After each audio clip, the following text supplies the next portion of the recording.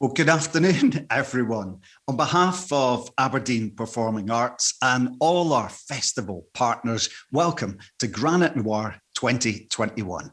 I'm Brian Burnett, and as an Aberdonian, it's a real thrill for me to welcome you to this digital staging of Aberdeen's International Crime Writing Festival. Now, wherever you're watching us around the world, we'd love to hear from you this afternoon. So if you've got any questions, use the chat box that's on screen, and we'll make sure we leave plenty of time for questions at the end of today's session.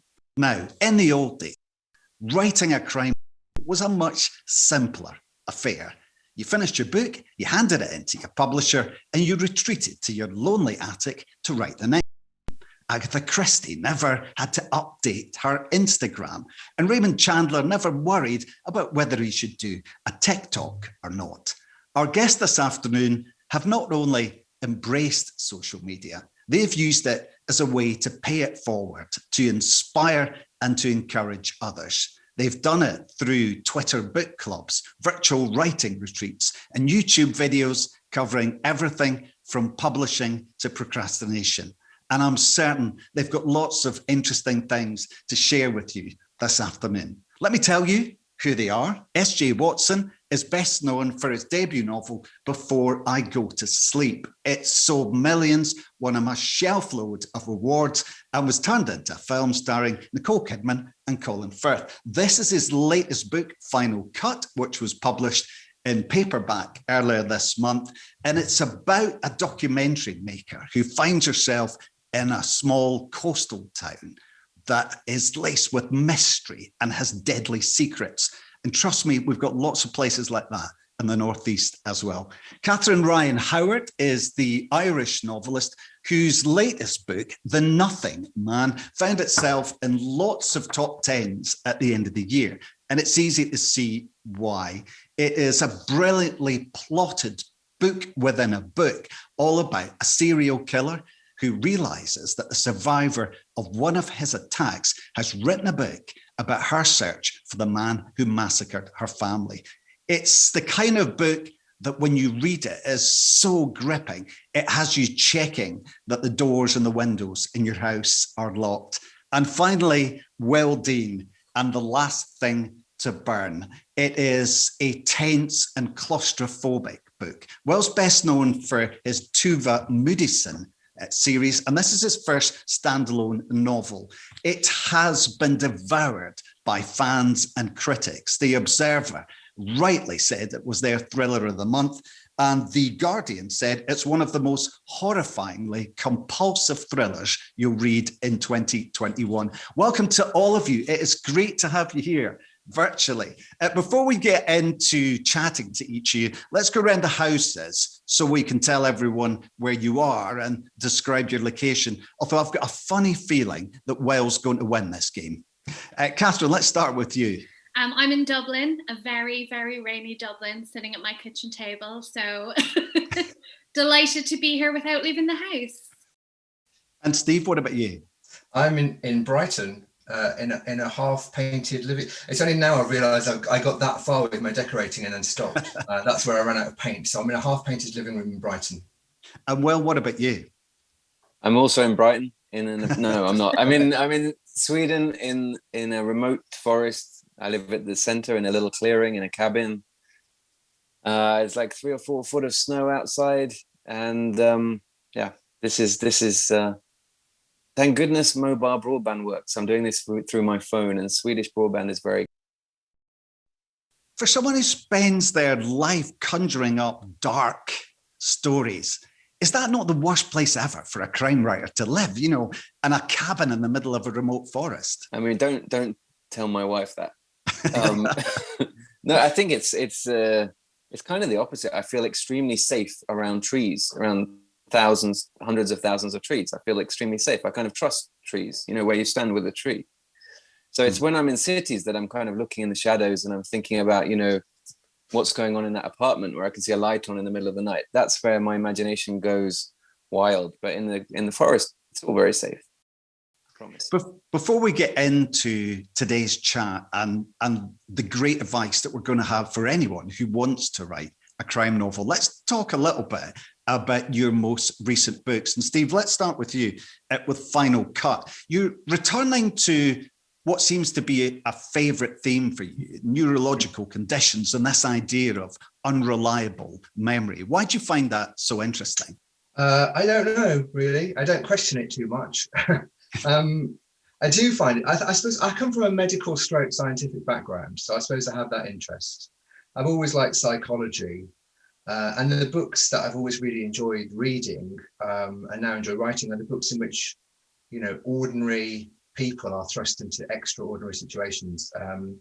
I think I just like examining what happens to the brain, to the mind when it's under extreme and unusual pressure, and how we cope with that. I mean, why that is a bigger question, which I don't know. I don't question it too much because I think that sort of stuff comes from deep within, from the kind of subconscious.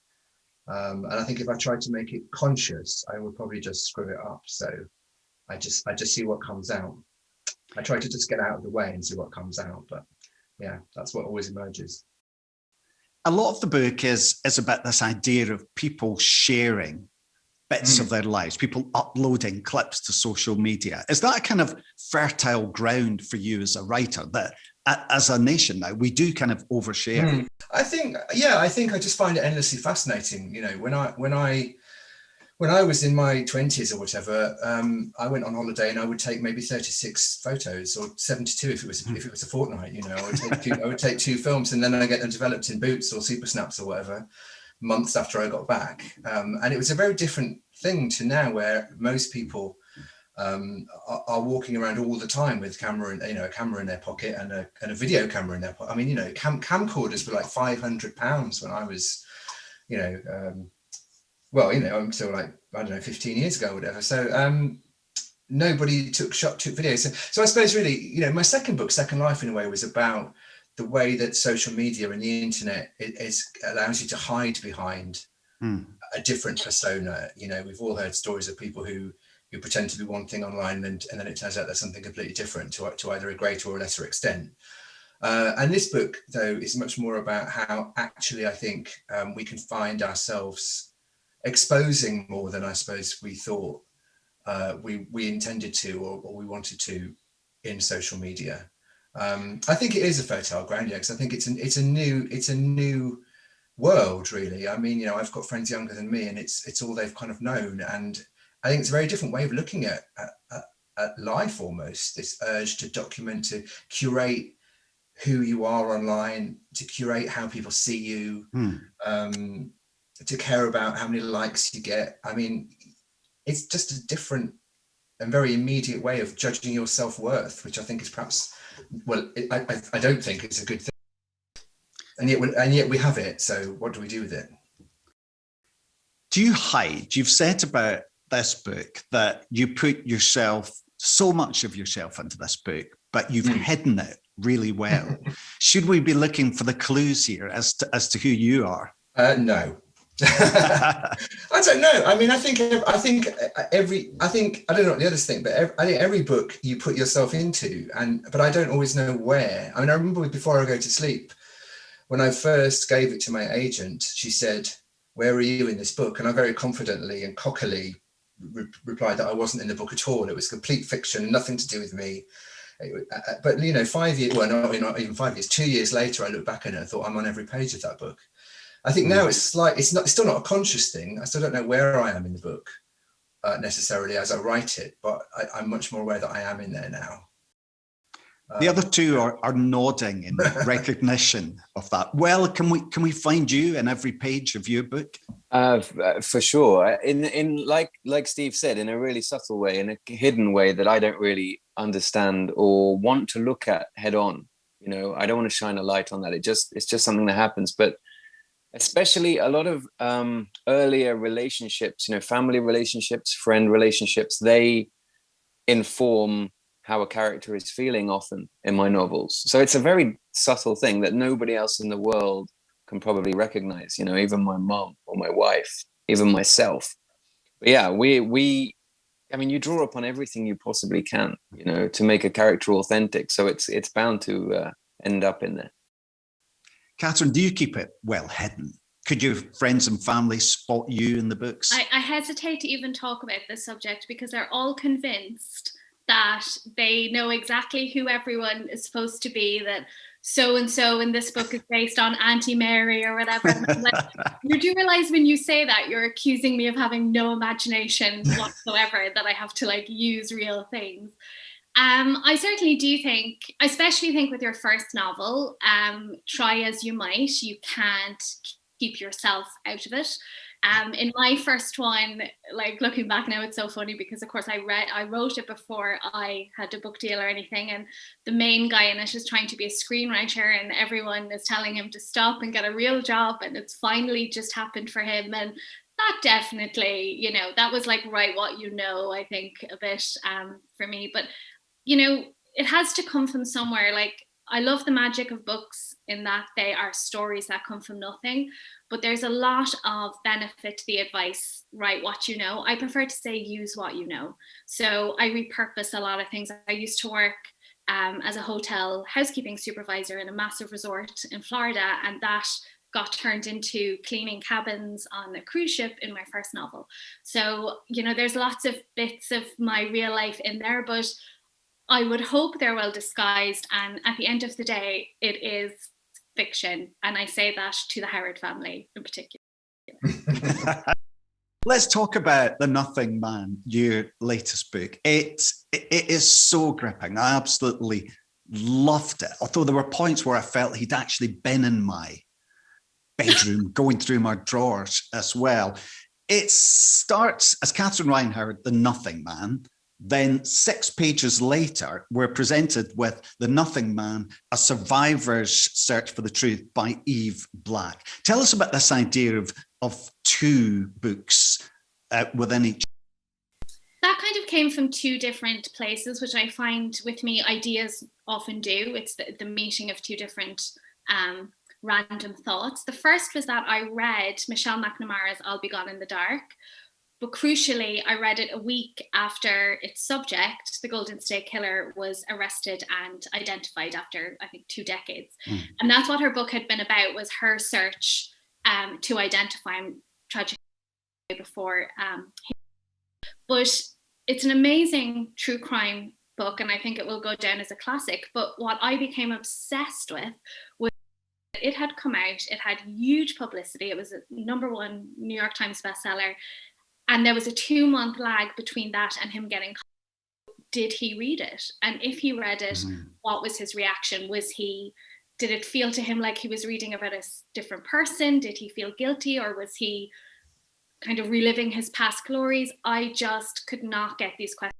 And I've never been able to prove this, but I am convinced that I once heard the great Irish writer Edna O'Brien say that she wrote as a way to grieve for what she read in the headlines. I write as a way to answer the mysteries that I find in them. And so since real life couldn't answer that question for me, I decided my next novel was going to be half a true crime memoir that I made up and half the killer's reaction to it as he reads. And what I'm always trying to do, like, novel means new. I think every time that you sit down to write a novel, you should at least be attempting to create something new and different.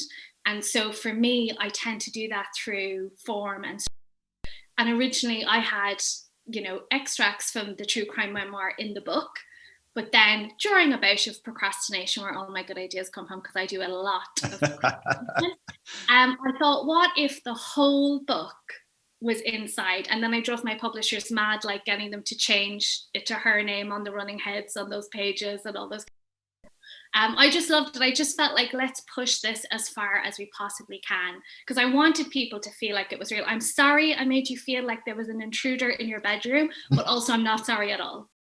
I mean, you've hit on the thing there which makes this novel fascinating, which is this idea that we're reading the book over his shoulder. We get to feel what it's like for him. And you think he might be dreading reading this book, but he's savoring it. He says reading it was stirring something, a feeling, the feeling. It was just like the voice of a great friend that you'd lost touch with. You couldn't remember it all, but once you were reminded of it, you couldn't believe you've ever forgotten it. How difficult was it to get inside his head? I mean, this doesn't paint me in a very good light, but not very difficult. I'm just fascinated by serial killers. And one of the things I wanted to do with this book, and I, hope I achieved, is I wanted to rob them of their completely unearned mythology. Like, serial killers are not Hannibal Lecter. They are not, foodies who have amazing intellects who can control events from outside their prison cell. They are, by and large, just complete losers. The only thing they achieve in their lives is the robbing of innocent ones.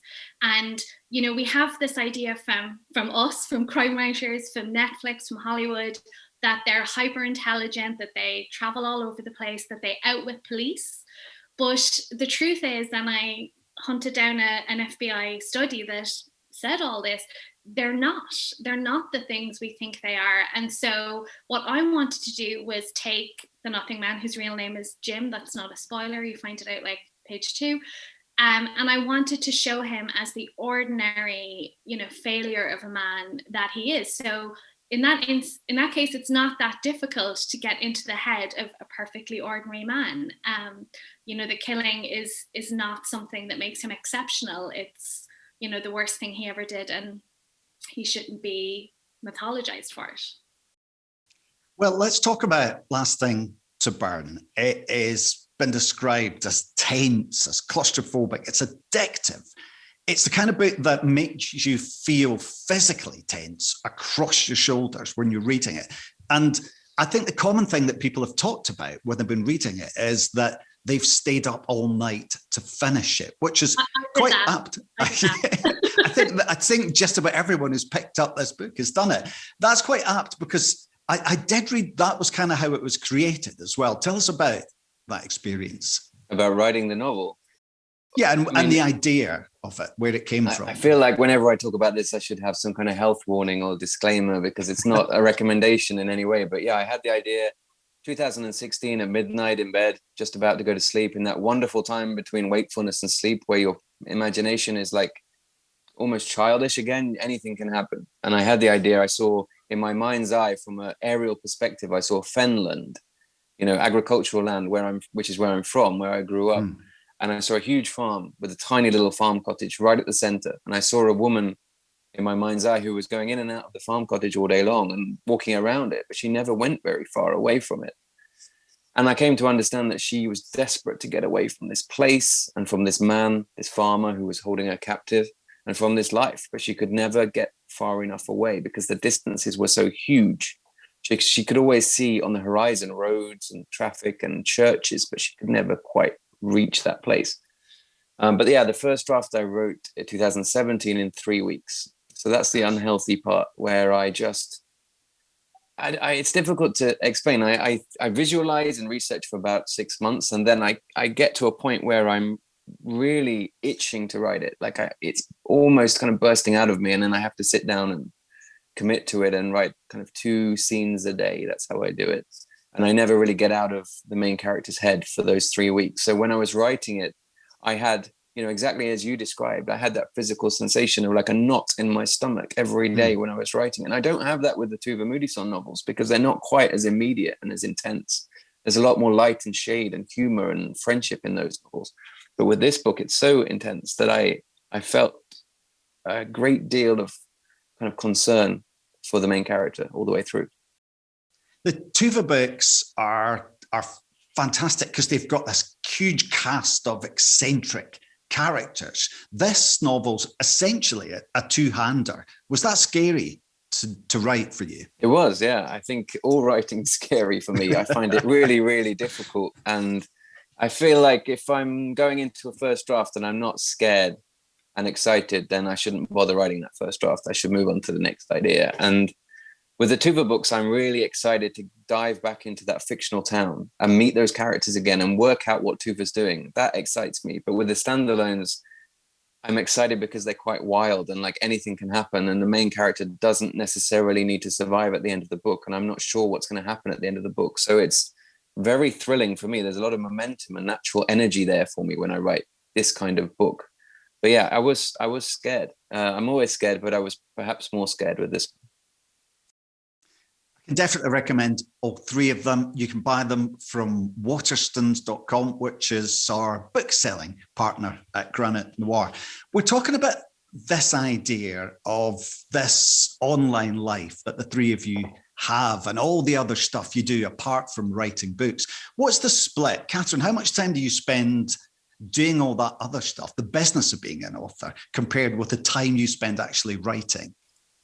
It's kind of changed, I think, over the last few years, like with the number of books. I think certainly when, I was trying to get Distress Signals published, because I started off self-publishing. So I self-published some nonfiction 10, 11 years ago now. And when I was doing that, I used to joke that like my laptop was surgically attached to my lap. Like I would be in my room on the internet all day, and then I would come downstairs to like watch TV in the evening, and I'd still be on the laptop, because it just took that much time to build an audience and establish a platform and get followers and things like that.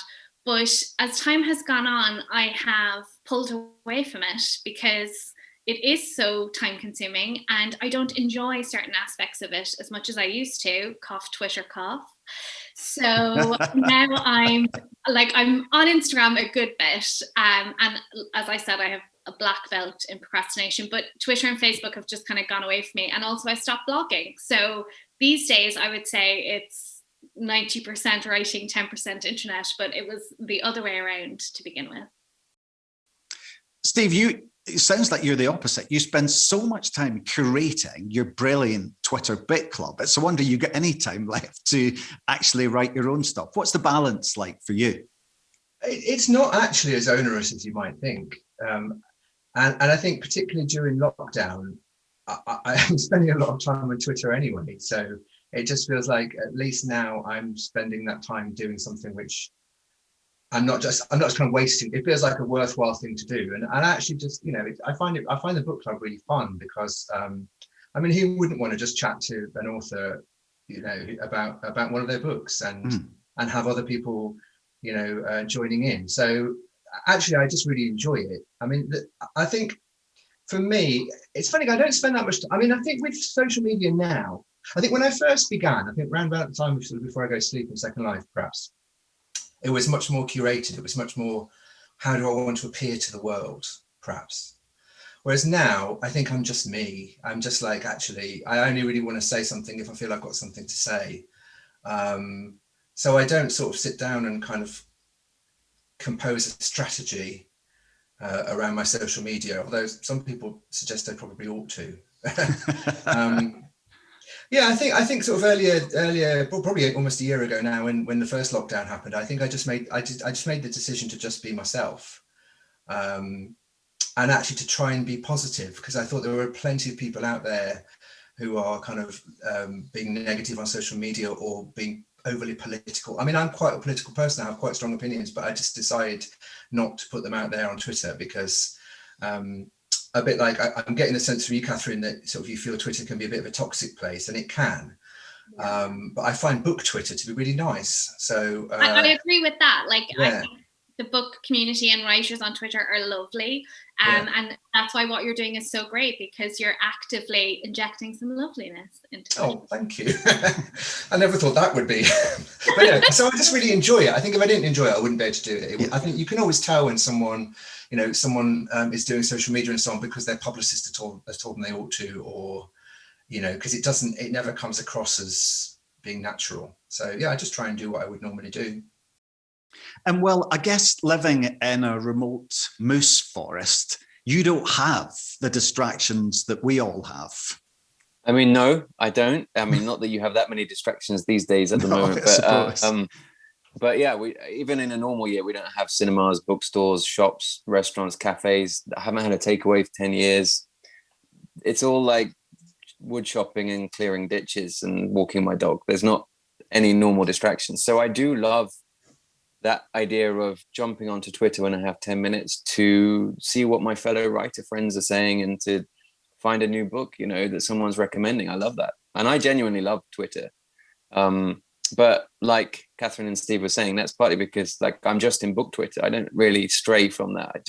I'm all about just chatting with readers and my fellow writers. I think that's a lot of fun, and booksellers. But I'm saved in this respect by my laptop, because my laptop is, I think it's 11 years old. It's a compact, cost 170 quid 11 years ago. And it's got to the point where it doesn't connect to the internet. And it also, like, the battery life is about 4 minutes, 5 minutes. So I have to have it plugged in, and it gives me electric shocks, like very small electric shocks about every hour. If I don't touch the laptop, the keyboard for an hour, but it's plugged in, and I go and touch it, I'll get a small electric shock, like just enough to get me going again. And this is a really positive thing, because I can't go on social media or anything on my laptop. So when I'm at my desk, I'm working.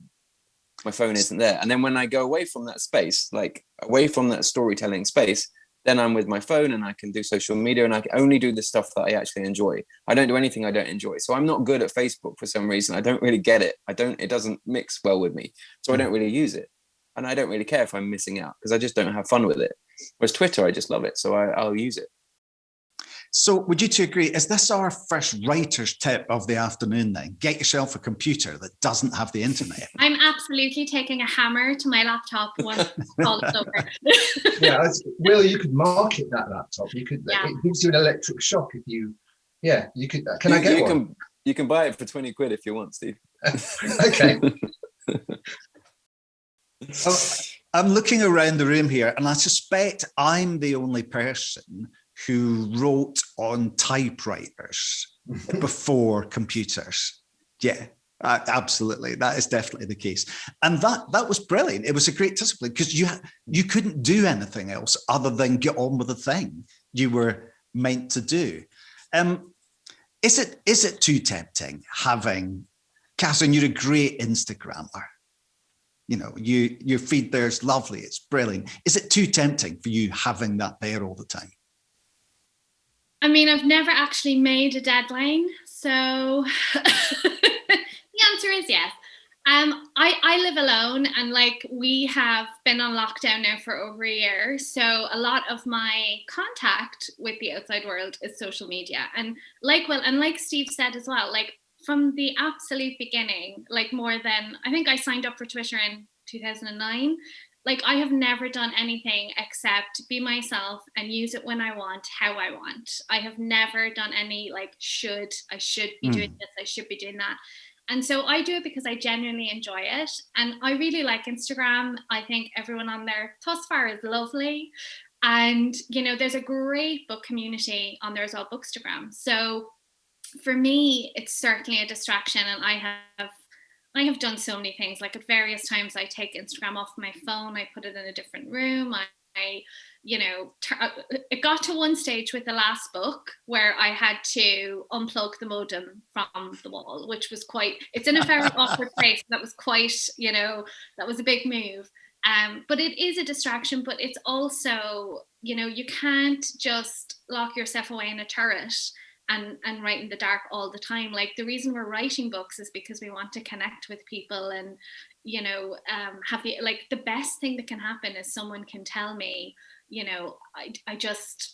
someone sent me a text last week that they went to bed at 4 a.m. because they'd been up finishing The Nothing Man. Like, my goal in life is to make people feel exhausted because they went to bed really late. And if you don't go on social media, you can't be told things like that. So for me, it's very much like, I like using it. Yes, it's a distraction, but at the end of the day, you have to actually finish the book eventually. So today's session is all about encouraging new writers, and we want you to get in touch. So you'll see a chat box underneath the video feed. So make sure you pop in your questions, stick your name on there, and we'll get round to as many as we can this afternoon. I wanted to ask all three of you, for new writers, what do you think are the biggest barriers to stop you from getting that novel written in the first place? Well, let's start with you. I mean, there's so many. I mean, real life is tough enough as it is, without trying to write a book around a job, around a family, around friends, around just normal life, or normal angst and anxiety. It's hard to get through a week, especially this year and last year, without also trying to write a novel. So it's, I don't know, I kind of defer to Stephen King here in On Writing, where he talks about the fact that you kind of have to probably sacrifice something else to get to the point where you can write at a level you're happy with. So a lot of people have to sacrifice a particular hobby or going to the pub or something, or maybe an hour or two of sleep in the morning before work, that kind of thing. I had to sacrifice my TV. We got rid of our TV for 4 years because I wasn't reading enough. I was reading like a book every 2 weeks or something, right? Or a book every week back then. And I got rid of the TV. Mrs. Dean wasn't happy, but we got rid of the TV and I upped my reading to like 2 books a week for a couple of years. I don't quite get there now. I do about 1.5, but 2 books a week. And that increased my, I don't know, it helped my ability to write. It like if you read 100 books a year, there's, for me, everyone helps me a little, but there's 2 books a year, 1 or 2 that really push me forwards, give me some confidence, kind of instruct me that it's okay to break a particular rule. So I think reading is vital, and not giving up is vital, and just like making time, like sacrificing something and carving out some time. It doesn't matter if your first book takes 5 or 10 years to write, like you're on your own timeline, but you just have to carve out time somehow and get the words down, because then you can kind of edit them at your leisure. Steve, I made your life sound very easy, that you wrote your first book and it was made into a film and it became a bestseller and won loads of awards. I'm guessing it wasn't that easy. What did you have to overcome to get to that stage? No, it was that easy. No, I'm joking. What I have to overcome, I mean, a lot of the things that Will said, really. I mean, writing a novel is kind of, writing a debut novel is sort of a crazy thing to do, because it will take many, many, many hours when you could be out having fun or seeing friends or watching TV, as you said, Will, or doing any number of other things which might be more stimulating than sitting staring at a computer or at a notepad. And there's no guarantee of any success at all. However you define success, there's no guarantee of it. There's no guarantee it will be published. There's no guarantee, it will ever achieve anything. So it's kind of a crazy thing to do. So you have to want it really badly, I think. Or actually, I think for me, I don't think I'm answering your question. I think this is a different question. Anyway, I think for me, the kind of tipping point was when actually the process of writing became really important to me. And so it became about the work itself and the story I wanted to tell. I was very lucky in that I did a writing course, and that kind of kept me stimulated and engaged. And sort of when I was having the dark days of like, this isn't really going very well, I don't know if I can do this. There were people around who said, no, it's going all right. We like it. You should stick with it. So that was good. So the support network was good. But I mean, you asked what I had to overcome. I mean, I kind of changed my life completely, really, thinking about it. I was working as a deputy head of a hearing aid department in South East London, full time, very stressful. Took work home with me, every evening, really, at least mentally. So I knew that I couldn't do that and write. So I kind of went, I got a different job, much more junior. I went part-time. So I went from full-time to part-time. So my take-home pay kind of halved overnight. I mean, I don't want to kind of overestimate that impact. I wasn't living in, I wasn't eating cold baked beans and living in a garret. It was fine. I had, I was still on reasonable money, and I had a very supportive partner. But yeah, as Will said, you have to make sacrifices. And so, I thought, do I want to be able to afford really nice, expensive clothes and go on amazing holidays, or do I want to write a novel? And I know I couldn't do both. Although, as it turned out, I could. But, that's a different question. But it's deciding how important it is to you, and what are you going to give up? And for me, it was mostly financial, to create time to do the work. Catherine, was there a moment for you where you went from being a person who's constantly thinking about writing a novel to a light bulb going on and you thinking, I'm a writer now? I don't know if I ever think I'm a writer. There was definitely a moment where things changed for me. I would just say I agree with everything Stephen Will said, except for getting rid of the TV. Nothing is worth that. But, sacrifices, Absolutely. Like, I don't think people realize they will have to make an actual sacrifice, that writing can't just be your hobby. You'll have to give something up so you can do it. But for me, I spent about 10 years going to workshops and buying all the books and telling everyone that I was going to be a writer, and never actually doing anything about it. And when I did start to write, I really cynically tried to write something that I thought would get me published. So I was trying to write what we would call women's commercial fiction, which, you know, I didn't even read at the time, and had this crazy idea that like I could write it. And of course it was absolutely diabolical. So the moment when things kind of clicked into place for me was when I got the idea for Distress Signals, which was my first novel, my first crime novel. And I just was consumed by it. And I knew instantly, it was like there was an audible click, that this was the book I was supposed to be writing. And it's so funny because why I had ever thought to do anything else, I do not know. I have loved crime and thrillers since I discovered Patricia Cornwell years before I was old enough to be reading Patricia Cornwell. And you should write the book that you want to read but can't find on the shelf. So that's what I should have been doing all along. But I would also say in hindsight, fear was a huge part of it. And I think one of the things you have to do is get over the fear. So after I had that light bulb moment and I had written 30,000 words of Distress Signals, a year passed where I never made it to 31,000. And the reason was I knew I was getting close to the moment where I would find out whether or not everything I wanted was going to be mine. And I could find out that I wasn't good enough. And it was nicer to live in the world where I could still possibly have the life I dreamed of having. I work with a picture on my desk of me at 8 years old typing on the typewriter that Santa Claus bought me, because I always wanted to be a writer ever since I figured out they existed. So to get to that point where I might get this, or I might be told the thing I want more than anything else in the world is not going to happen, you have to find a way to push yourself through that, because you'll definitely never end up with it if you can't. One of the questions that's come in from Sharon, who's looking for a tip for people writing during lockdown. And Steve, I suppose that as well comes down to pushing yourself. Where does that come from? How do you do that? How do you push yourself? For me, I have to apologise. If you can hear anything snoring, my pug is underneath my desk, which doesn't stop snoring. So that's what that strange noise is. If you're picking it up. I just wasn't going to say anything. So pushing myself, I think for me anyway, it's about giving it the importance it needs. It's not going to happen accidentally. So, I don't know. It's difficult. It's about understanding there will be good days and there will be bad days. And I think especially in lockdown, I wrote the first draft of a book during lockdown, and it was a really strange experience because it actually became a place to escape to.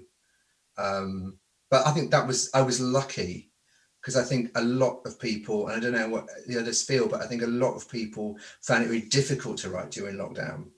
But the more general question, I think you just have to if you want it enough, you'll push through it, I think. But also, I think for me, a corner was turned when I realized that actually bad writing is better than no writing. A bit like what you were saying, Catherine. You can say to yourself, I don't want to find out I can't do it, so therefore I'm not going to do it. For example, I'm paraphrasing, obviously, but I think you have to be ready to read what you wrote the day before and realize it's utter rubbish, but still think, well, I can improve that. It's still work, and it still helps, because even if actually the 1,000 words you wrote never make it into the finished draft, never mind the finished book, at least they've shown you what doesn't work sometimes.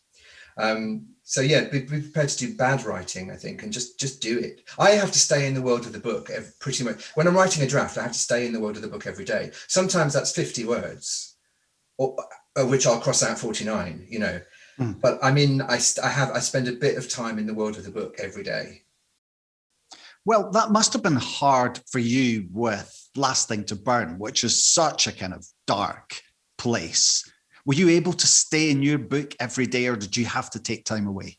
No, it's the opposite. I have to be in that world. I have to be almost kind of inhabiting that character, like looking through her eyes at the cottage and at the farm and at this beast of a man, this antagonist. I need to be like very much immersed in that, because I can't, like, I feel like I'm holding up an imaginary world when I'm writing a first draft, and I just can't do that for 6 months or for a year. That's just my personal way. I can't do it. I can't, like, my wife would leave me and I would have a nervous, I couldn't do it. But for 3 or 4 weeks, I can do it. I can manage to constantly be thinking about that character and the next scene and the mood and the season and what's growing in those fields and how that affects the main character's view out of the window and what she's thinking about. Like, I need to be very immersed in that experience to be able to write it. And then after 3 or 4 weeks is up, I'm exhausted, but it's done, like it's there. And then I can spend as long as I need to. In that case, it was like 4 years working on it when I had a bit of time. So I could work on the language and lens dialect when I had a free moment. But like, I say this to new writers who get in touch. You're on your own timeline. Don't feel stressed if your first draft takes 5 years instead of 3 weeks, because it doesn't matter. It's irrelevant how long I take to do it or anybody else. You just kind of have to muddle through, find your own way, find your own process, find out what excites you about a particular type of story. And you'll settle into your own rhythm of how to do it. And you just kind of have to do it to find that out. There's no way you can read that in a book and think, okay, I'm going to do it like he does it or she does it. You just have to do it and fail and cry and then find out a better way. That's how you have to do it. And I'm still learning how I'm doing it, and it's still changing all the time. But I think in a lockdown situation, what you were talking about before, also be kind to yourself. Like, this is going to be over at some point. And if you don't make too much progress before lockdown's over, that doesn't matter. It's fine. It's more important things. And you can, once lockdown is finished, you can double up and focus really hard on your writing now. Catherine, it took you a long while to find out the kind of writer that you wanted to become. And a lot of that was reading other authors. There's a lovely piece of advice on your website. I'm going to ask you to read for us just now, if you don't mind. Yep. So this is from something I probably wrote at like 3 o'clock in the morning months ago on my website. Before I became an author myself, I was shamelessly obsessed with them, or more specifically with how they wrote their books. I made forensic examinations of everything they said in interviews, hoping I would stumble upon the magical nugget I needed to go from where I was, unpublished, to where I wanted to be, Oprah's couch. I can tell you that Stephen King says the second draft should be the first draft minus 10%, that Michael Connolly says the best cure for writer's block is a new computer, that at the start of her career, Maeve Binchy would get up at 5 a.m. to write, but at the start of hers, Cecilia Hearn would stay up until then. But what I eventually learned is that there's no right way to write a book, only the way that works for you, and that you will never learn as much about it as you will from sitting down and writing a book. That was the crucial step I was omitting, it turned out, the writing bit. Everyone else is nodding in agreement there. Steve, is that your experience too? Yeah, absolutely. I mean, I also devoured everything I could about writing, and was looking for the magic key that would open it for me. And yeah, it's exactly that. I mean, I think what I say to people is just try something different. If it's not working, if getting up early in the morning and writing first thing isn't working, try staying up at night or work. You know, I've learned that I write, unfortunately, best early. I'm not a morning person, but I think there's something about kind of not quite being awake yet. So now I kind of protect my time. So the morning is for writing and the afternoon is for admin and stuff like that. But that doesn't mean that that's going to work for everyone out there. You know, they might be the complete opposite. And for everybody who says write by hand, there'll be someone who says no, write on a computer. For everyone who says write, you know, do a first draft in 3 weeks, as Will does. Well, there'll be someone who says no, take 5 years. I mean, you know, it is just try different things and see what works for you. I still think it's a good idea to absorb as much advice as you can get, but you have to also sift through and say, well, I think that's going to help me. I don't think that's going to help me. I'll try this. I won't bother trying that. You know, and just see what your method is. I also think it can be different for every book. I mean, every book I've written so far has had a slightly different, you know, within the parameters that I have, but I've approached it in a slightly different way. In the last book I wrote longhand during lockdown, sitting in my garden, which was not how I expected to write ever.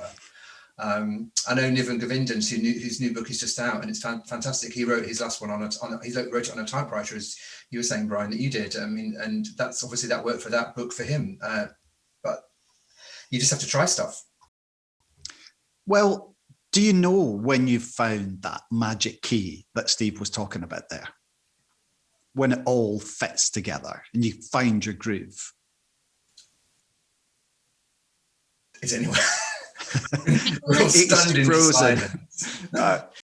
Well, unfreeze us in his moose forest. Catherine, for you, did you know was there a moment where you think this feels right? Because there are lots of people, we've got lots of questions coming in now. We can hear you again. You're back, Will. I'm back, okay. You're back with us. We don't know how long you were out for, but we are delighted to have you. Did you know when you found the magic key, when the words started to flow? Yeah, there's a feeling. Like it's the same with ideas. You know, some ideas come and you kind of think, oh, that's interesting. And then it kind of drifts away and it wasn't meant to be. And then you have an idea and it just sticks and it's exciting. And it's the same thing with a particular part of process and a particular character. When a voice comes to you and the voice is strong and the voice is authentic and it carries you away and it has that energy, it's a wonderful feeling. I mean, that's why I write. I write because of a first draft and the excitement of actually clicking with a new character and wanting to explore what makes them tick and what they're wanting in life. That's the most thrilling thing in the world. That's me being a 7-year-old kid again, reading Roald Dahl and trying to write something. So yeah, I do feel it. That's the feeling that I'm looking for every day. Let's rattle through some of the questions that are coming in just now. Thank you very much to everyone who's sent a question. There's still time for you to get yours in using the chat window. Graham is in Mexico, believe it or not, which is the brilliant thing about this being a virtual festival. It's a question for Catherine. He said, you started self-publishing and then moved to publish with a mainstream publisher. Is that something that you'd recommend to new writers? Okay, so this is a very complicated thing to talk about, but I'll try and keep it really brief. I never wanted to self-publish. I always say I didn't grow up dreaming of seeing my book on a Kindle. I wanted to be traditionally published and I wanted everything that comes with that. In 2006, due to a random series of events, I ended up working in Walt Disney World in Orlando. I always follow this up by saying, I was not dressed up as anything. I had a normal uniform. I worked in a hotel. But when I came home, I wrote about that. And in my head, I was thinking, you know, I went out on a specific program and I thought, you know, if other people went out on this program, they might read this book. That's all I was thinking. And I couldn't get it published. So I knew exactly where the audience for it was. And this was at a time when, for the first time, anyone could publish to Kindle. There was print on demand paperbacks, and self-publishing was kind of losing its, you know, deluded loser, dusty boxes under the books or under the stairs reputation. So I decided to self-publish, and it kept me in the ink, cartridges and coffee I needed to finish my novel. But it was never, ever, ever going to give me what I have now. And so for me, it was always a means to an end. I think it's even more difficult now to self-publish and do well than it was 10 years ago. I think you should always try to get an agent, and you should always hope that that agent is going to get you a traditional book deal in the first instance. You will be getting paid up front. There will be people full-time employed to promote your book and market your book. And yes, they will have hundreds of other books to promote and market as well, but you know, they're still doing work for you. And I just think the two can't compete, but it's all about what your goals are. And if your goal is just to get emails from readers saying, I loved your book, you can put your book up on Kindle and that may happen for you. But my goals were always aligned with getting a book deal. Next question comes from Becca Day. Thank you very much. She said, I go through phases of worrying that my book isn't unique enough. How do you go about ensuring that your ideas are different enough to stand out? Steve, do you want to take that one? I don't know that you can really. I think it's just about having confidence. Unless you're directly copying, someone else's idea, you will. I think it's once you begin to develop your voice, at least anyway, you will bring your own your own twist on it, your own take on it. So I don't know. I don't think you can worry about that. I think if it's an idea that's captured you, then you should just go for it. I mean, I'm perhaps not the best person to answer this question, because I have the same fear a lot, and I have to try and remind myself every time I get an idea and I think, yeah, but that's been done before. X did this, or that happened with Y. I have a tendency to kind of shut that idea down as if it's not completely original. Well, do you worry about that someone else has already done this, or do you just plow on regardless? I mean, I worry about everything. I worry about a lot of things.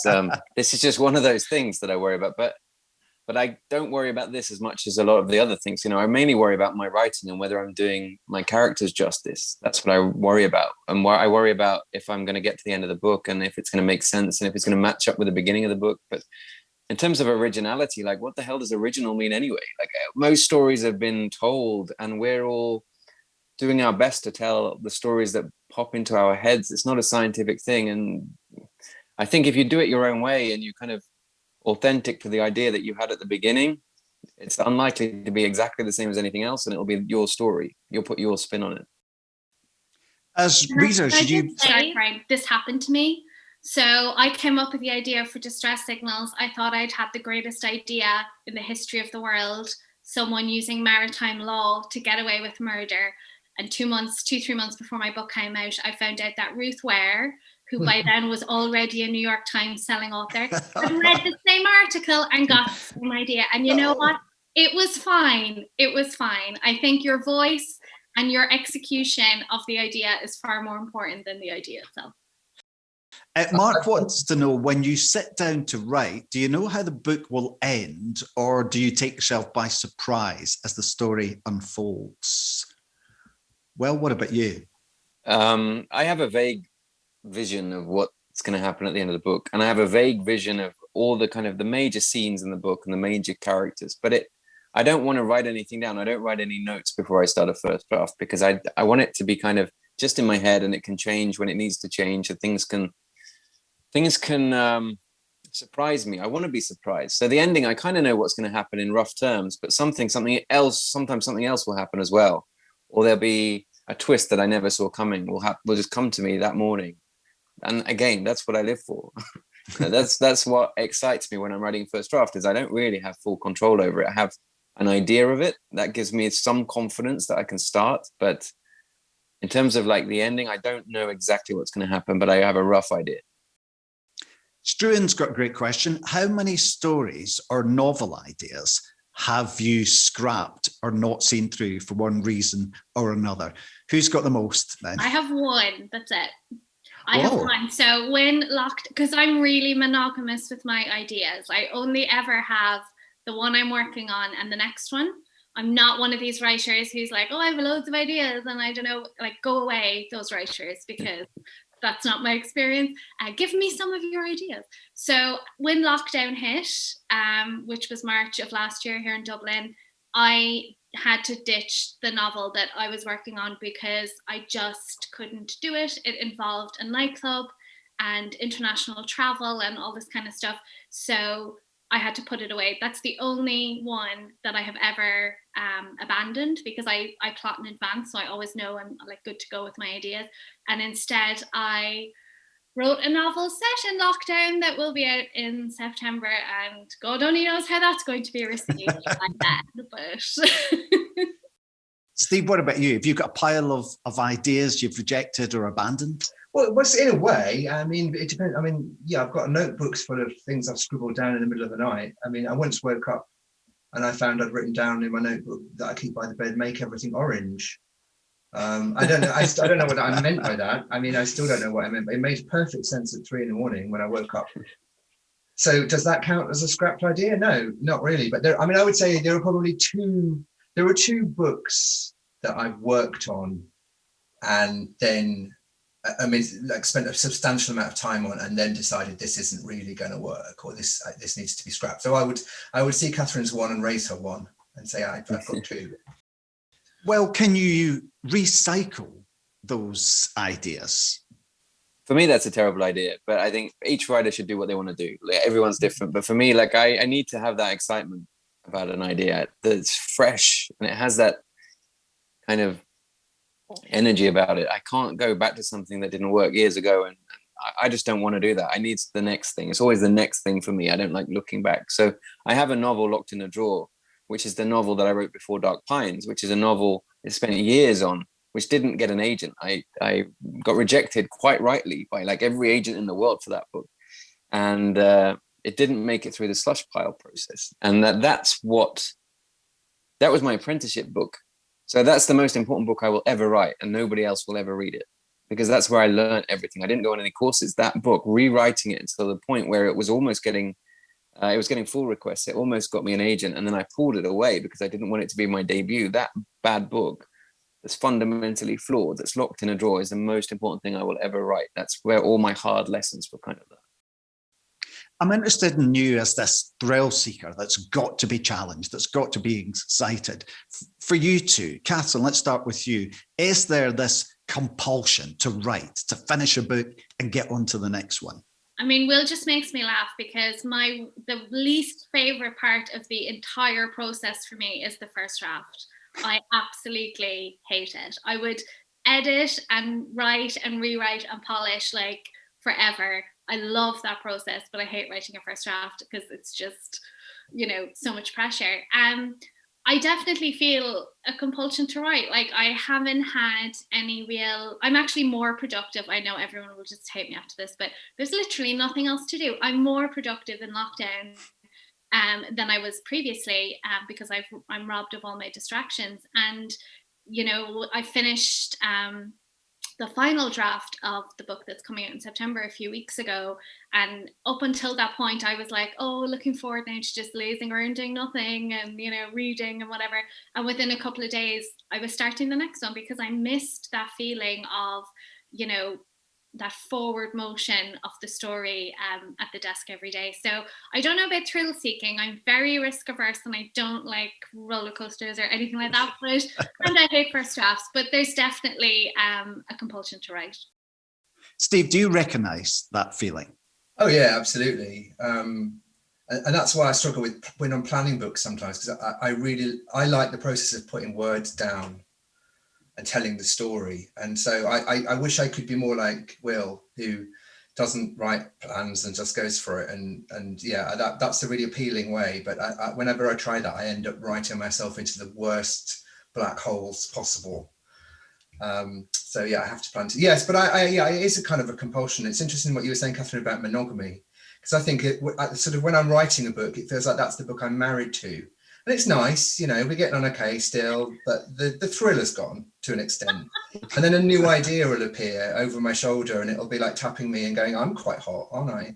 And I'll be like, yeah, do you want to go for dinner? But don't tell the what you have to remember, Steve, is that that's just like the beginning of the relationship you're currently in. Oh, yeah, I know. Yeah. Yeah. So, serial monogamy with a bit of overlap. I think that's my a couple of these questions that are coming in, we're going to have to round off in a minute or two, but people are talking about finding ideas and writing things that are familiar to you or inhabiting new worlds. Are you three constantly having ideas? Catherine? No. I'm constantly looking for ideas. I'm in a bit of a panic at the moment because normally I would not be writing my next book this soon. I would start late in the summer. But because I want to enjoy the world as soon as I'm allowed back out into it, I'm writing it now. And that means that there isn't another idea because I haven't had that percolation time. I usually get ideas from like articles or real cases and stuff. So I'm in a bit of a panic because I literally have the thing I'm working on and then nothing else. And I have a 6-book deal in the States. So I have 4 more of those to come up with. Thrill-seeking, well, we know you're always looking for the next big thing. I feel like I've completely misrepresented what I do here. It's not that many. It's not really a thrill thing. It's more like I do get a buzz when I'm writing the first draft. But like for the last thing to burn, there's 3 weeks of that and 4 years of just kind of worrying and trying to get a sentence right. So to put it in balance, there's not, the thrills are quite small and quite confined. But in terms of ideas, I probably have 4 or 5 ideas a year, I would say. roughly. I'm always I feel like you have to be kind of open to them. You have to be ready for them and to kind of just snatch them out of the air when they come. But then I normally leave my ideas to roll around in my head at compost for about a year. And I find that out of those 5, 3 or 4 will kind of fizzle out and disappear. They just weren't that interesting. They didn't have the conflict or the interest or the legs to make it into a book. And then 1 or 2 will stick around. And I can't stop thinking about them. And they're the books that I write. Well, I certainly hope that everything that you 3 have talked about this afternoon is going to inspire some creativity and get people writing. So thank you so much for sharing your experiences with us. All the books that we have discussed are available to buy at waterstones.com, which is the book-selling partner of Granite Noir. And we'd love it if you could make sure this festival goes ahead next year. Feel free to donate on the website, because, of course, everything this weekend is free. Coming up next, a collaboration between Granite Noir and the brilliant Backlisted podcast, which features the wonderful Val McDermott celebrating a classic crime author who hails from Inverness. In the meantime, thank you so much to you for watching. And of course, thanks to Catherine, to Will, and to Steve for joining us for this session. Enjoy the rest of the festival. Bye-bye.